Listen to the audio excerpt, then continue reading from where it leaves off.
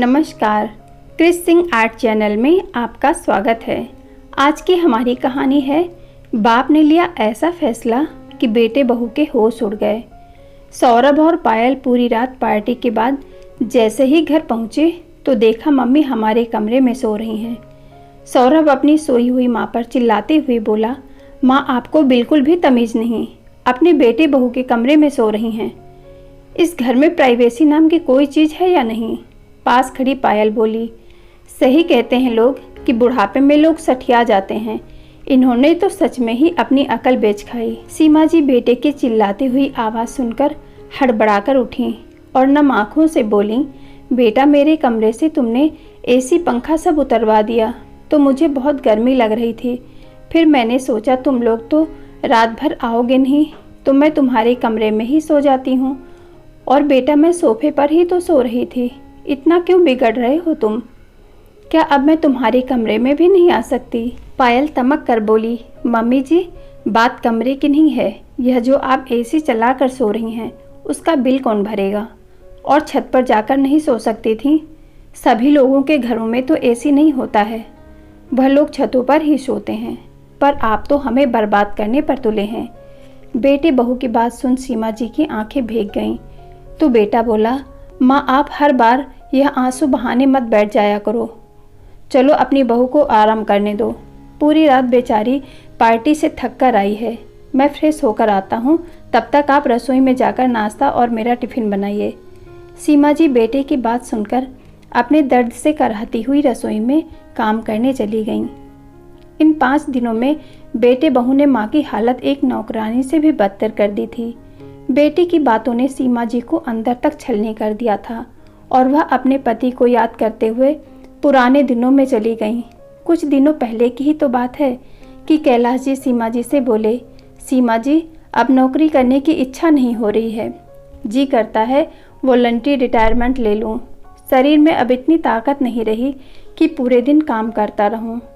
इतनी सारी जिम्मेदारियां निभाते निभाते अब मैं भी थक गया हूँ। अब तो आप पर माँ बाबूजी की जिम्मेदारी नहीं है, वह बेचारे भी इस दुनिया से चले गए हैं और बेटी को भी अच्छा परिवार मिल गया है, वह भी अपने ससुराल में खुश है और बेटे का भी अपना कारोबार है। इससे अच्छी बात एक माँ बाप के लिए और क्या हो सकती है? तो ठीक है सीमा जी, मैं रिटायरमेंट ले ही लेता हूँ, कहकर दोनों खुश हो गए। तभी सीमा जी की बहू पायल आई और बोली, मम्मी जी ये कैसी बातें कर रहे हैं? क्या पापा जी को पैसे अच्छे नहीं लगते हैं जो रिटायरमेंट लेंगे? अच्छे खासे हट्टे कट्टे तो हैं अभी, और अगर यह रिटायरमेंट ले लेंगे तो घर की जिम्मेदारियां कौन संभालेगा? बेटी की शादी हो गई मतलब यह नहीं है कि पोता पोती के बारे में सोचना ही भूल जाएं। पायल उनके लिए भी तो पैसे जोड़ने हैं, और वैसे भी घर में बैठे बैठे आप करेंगे भी क्या? कैलाश बाबू बोले, बहू तुम यह कैसी बातें कर रही हो? क्या मैं अब इस बुढ़ापे में भी अपनी मर्जी से रिटायरमेंट नहीं ले सकता? तुम्हारे बच्चे अब तुम्हारी जिम्मेदारी हैं। हमसे बुढ़ापे में जो कुछ बनेगा हम अपनी ओर से करेंगे, और हमारे पास घर और ज़मीन भी तो है, हम कुछ ना कुछ पोता पोती के लिए कर लेंगे। कुछ जिम्मेदारी तो तुम लोग भी निभा लो। पायल बोली, पापा जी ऐसे तो आप बहुत ज्ञान देते हैं कि रखा हुआ पैसा पैसा नहीं रहता। सीमा जी बोली, बहू ज़मीन और घर पैसा नहीं होता, उसके दाम तो बढ़ते ही जाते हैं। पायल बोली, मम्मी जी आपको खाली बैठे बैठे ज़मीन और घर रोटी बनाकर तो नहीं खिलाएंगे, उसके लिए भी तो हाथ पैर चलाने पड़ेंगे। इतना कहकर वह चली गई। कैलाश जी बोले, देखा सीमा, अभी मैंने रिटायरमेंट भी नहीं लिया और हमारी रोटियों के हिसाब होने लगे। सीमा जी बोली, बहू की बातों पर ध्यान मत दीजिए, उसका व्यवहार तो शुरू से ही ऐसा ही है। आप तो रिटायरमेंट ले लीजिए, जो पैसा मिलेगा उसे हम बैंक में जमा कर देंगे, उससे जो राशि आएगी उससे हम दोनों का गुजारा अच्छी तरह से हो जाएगा। कैलाश बाबू की तबीयत अब ठीक नहीं रहती थी। 6 महीने पहले ही उन्हें एक हार्ट अटैक आया था। डॉक्टर ने उन्हें आराम करने की सलाह दी थी, परंतु कैलाश बाबू घर पर नहीं रहना चाहते थे, पर अब उनका शरीर उनसे आराम चाहता था। 2 महीने बाद उन्होंने रिटायरमेंट का फॉर्म भर दिया, और जब घर आकर उन्होंने सीमा जी को बताया तो दोनों बहुत खुश थे। शाम में बेटा सौरभ को इस बात का पता चला तो अपने पिता से बोला, पापा, मैं यहाँ एक एक पैसा जोड़कर इस परिवार का गुजारा कर रहा हूँ, और आप हैं कि 5 साल पहले ही नौकरी छोड़कर घर में बैठना चाहते थे। आखिर आपको हुआ ही क्या है? कैलाश बाबू बोले, बेटा सौरभ, तुम्हें याद है जब तुम्हारी नई नई नौकरी थी और तुम्हें कोरोना हो गया था? उस वक्त मैंने तुमसे कहा था कि बेटा नौकरी छोड़ दो, तुमसे बढ़कर पैसा नहीं है। आज तुम्हें अपने पिता से ज़्यादा पैसे की चिंता है। यही होता है पिता और पुत्र में फ़र्क। सौरभ बोला, अरे पापा, आप बात समझ नहीं रहे हैं। वह बोले, बेटा मैं तुम पर बोझ नहीं बनूंगा। तुम्हारी माँ और अपना ख्याल हम खुद रख सकते हैं, तो तुम हमारी तरफ से चिंता मुक्त रहो और अपने रिटायरमेंट का फ़ैसला मैं खुद कर लूँगा। इतना तो अधिकार मुझे सरकार ने भी दिया है। उस वक्त सौरभ गुस्से में वहाँ से चला गया। करीब 2 महीने बाद कैलाश बाबू के रिटायरमेंट को मंजूरी मिल गई। अब वह घर में पत्नी के साथ वक्त बिताते एक रोज़ अखबार वाले का इंतज़ार कर रहे थे, परंतु वह अखबार न देकर अगले घर में चला गया। कैलाश बाबू ने जब अखबार वाले से पूछा कि आज तुमने अखबार क्यों नहीं दिया? अखबार वाला बोला, बाबूजी, सौरभ भैया और भाभी जी ने अखबार देने से मना किया है। कैलाश बाबू ने जब अपनी बहू से पूछा तो उसने तमक कर कहा, बाबूजी, घर में बैठकर पूरे दिन टीवी देखते रहते हैं, फिर अखबार की क्या ज़रूरत है? और वैसे भी अखबार कोई फ्री में नहीं आता, उसके लिए पैसे लगते हैं। आप तो अब कमाते नहीं जो इतना खर्च करें। कैलाश बाबू सब समझ गए और चुपचाप वहाँ से चले गए। आए दिन ऐसी छोटी मोटी घटनाएं होती रहती। हद तो तब हो गई जब एक दिन सीमा जी को काफ़ी दर्द हो रहा था, तो डॉक्टर ने उन्हें सलाह दी थी कि सुबह शाम 1 गिलास दूध से दवाई लिया करें। कैलाश बाबू सीमा जी के लिए दूध लेकर जा रहे थे कि बहू बोली, पापा जी, पैसे कोई पेड़ पर नहीं लगते हैं। सुबह शाम अब दोनों इतना दूध पीते हैं, उसके पैसे कौन देगा? और वैसे भी आप दोनों इस उम्र में दूध पीकर अब जवान नहीं हो जाएंगे। इतना कहकर बहू ने कैलाश बाबू के हाथ से दूध छीन लिया। घर में कमाने वाला एक और खाने वाले इतने, घर कैसे चलेगा? जाइए पानी से दे दीजिए दवाई। कैलाश बाबू की आंखों में आंसू आ गए। कमरे में आकर सारी बात सीमा जी को बताई।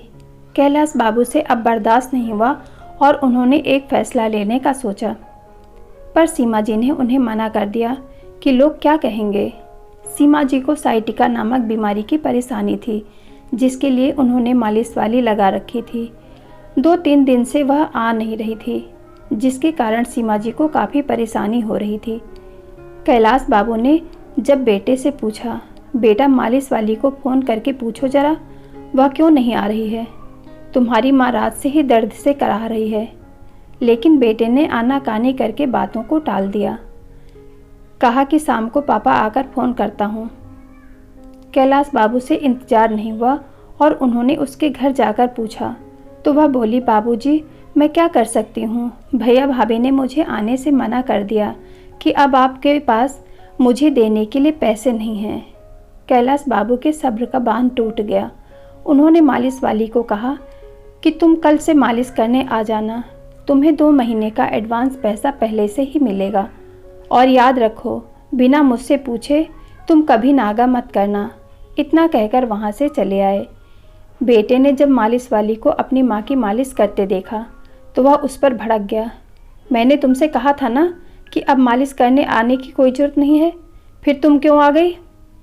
मेरे पास फालतू के पैसे नहीं हैं जो इन पर लुटाता रहूं। इतने में कैलाश बाबू वहां आ गए और बोले, बेटा तुम्हें फिक्र करने की ज़रूरत नहीं है, मैंने अपने पैसे में से उसे 2 महीने का एडवांस पहले ही दे दिया है। इतने में बेटा तमतमाता हुआ आया और बोला, पापा अगर ऐसा ही है तो यह एसी और पंखा भी मैं उतरवा लेता हूँ, क्योंकि मेरे बस की अब इतना बिल भरना नहीं है। आप तो कमाते नहीं, हट्टे कट्टे होते हुए भी घर बैठ गए हैं। अगर आप बिजली का बिल दे सकते हो तो एसी फिर से लगवा लीजिएगा। इतना कहकर बेटे ने एसी कमरे से उतरवा लिया। कैलाश बाबूजी को यह देखकर बहुत दुख हुआ और उन्होंने सीमा जी से कहा, सीमा जी, मैं कुछ दिनों के लिए बाहर जा रहा हूँ, कुछ इंतज़ाम करके आता हूँ। इन 5 दिनों में सीमा जी की हालत बेटे बहू ने एक नौकरानी से भी बदतर कर दी थी। दर्द से कराहती हुई बेचारी सीमा जी सब घर का काम अकेले करती। इन 5 दिनों में बेटे बहू ने हर छोटी मोटी चीज़ के लिए सीमा जी को न जाने कितने ताने सुनाए। यहाँ तक कि नौकरानी की छुट्टी करके उसकी जगह माँ को रख लिया। जब माँ ने बेटे से पूछा, बेटा तुमने नौकरानी क्यों हटा दी, मुझसे अब इतना काम नहीं होता है, तो बेटा अकड़ कर बोला, माँ आप क्या चाहती हो कि मैं सड़क पर भीख मांगने लगूं? पहले तो आपने पापा को समय से पहले रिटायरमेंट दिलवा दी। उनको तो कोई अभी बीमारी भी नहीं थी। मैं अकेला इतनी मुश्किल से पूरे घर का खर्च चला रहा हूँ, और अगर मेड की जगह आप घर का काम कर लेंगी तो आपका कुछ घिस नहीं जाएगा। इतना कहकर बेटा बहू ऑफिस के लिए निकल गए। अगले दिन कैलाश बाबू घर आए और फल सब्जी और कुछ राशन का सामान रखते हुए बोले, सीमा जी अब आपको और कष्ट झेलने की ज़रूरत नहीं है। इतने में 2-3 लोग घर में दाखिल हुए। कैलाश बाबू बोले, आप ऊपर के कमरे देख लीजिए, नीचे के कमरे में मैं और मेरी पत्नी रहेंगे। सीमा जी बोली, सुनो जी ये सब क्या कर रहे हैं, लोग सुनेंगे तो क्या कहेंगे? कैलाश बाबू बोले, जब घर के लोग नहीं समझ रहे तो दुनिया की चिंता मैं क्यों करूं? तभी वहां पायल आई और बोली, पापा जी इतना शेर बनने की ज़रूरत नहीं है, मैं ऐसा होने नहीं दूंगी। बहू तुम होती कौन हो मुझे ऐसा करने से रोकने वाली? सौरभ दंदनाते हुए आया और कैलाश जी से बोला, पापा अगर आप ऐसा करेंगे तो मैं फिर भूल जाऊंगा कि आप मेरे पापा हैं। बेटे ने पिता से त्योरियां चढ़ाकर कहा तो कैलाश जी को गुस्सा आ गया और उन्होंने खींचकर तमाचा बेटे के गाल पर रसीद कर दिया। तो पायल तमक कर बोली, पापा जी। इससे पहले कि पायल अपनी बात कह पाती, कैलाश बाबू उंगली दिखाते हुए बोले, खबरदार बहू, मैं अपने बेटे से बात कर रहा हूँ। ससुर का यह रूप देख पायल चुपचाप वहीं खड़ी रह गई। कैलाश जी बोले, तुम शायद भूल रहे हो, मैंने काम से रिटायरमेंट ली है, जिंदगी से नहीं। सोचने समझने की शक्ति अभी भी मुझ में उतनी ही है। यह घर मैंने अपनी मेहनत की कमाई से सींचा है, इसलिए इस पर तुम्हारा कोई अधिकार नहीं है। हम अपना खुद देख लेंगे, तुम अपना इंतजाम कर लो। 2 कमरे हमने किराए पर चढ़ा दिए और 1 कमरा हमारी बेटी का है। जो बच्चे अपने माँ बाप के खाने पीने का हिसाब लगाने लगें, उन्हें जीवन का हिसाब किताब सिखाना बहुत ज़रूरी हो जाता है। अब इसके लिए दुनिया चाहे मुझे कितना ही कठोर कहे, मुझे कोई फ़र्क नहीं पड़ता। सौरभ अपने पिता के पैरों में गिरकर माफ़ी मांगने लगा और बोला, मम्मी जी हमें माफ़ कर दीजिए, हम लालच में अंधे हो गए थे और हम आपके प्यार को नहीं समझ पाए। लेकिन कैलाश बाबू ने उन्हें माफ़ करने से साफ इनकार कर दिया और आखिरकार सौरभ को वह घर छोड़कर जाना ही पड़ा। कैलाश बाबू और सीमा की खुशी खुशी उस घर में रहने लगे। उनके पास इतने पैसे तो आ ही जाते थे कि वह आराम से बैठकर खा सकते थे। प्लीज़ वीडियो को लाइक करें और शेयर करें और ऐसी ही प्रेरणादायक कहानियों के लिए चैनल को सब्सक्राइब कर लें और हमारा मनोबल बढ़ाने के लिए कमेंट करके ज़रूर बताएं कि आपको कहानी कैसी लगी। धन्यवाद।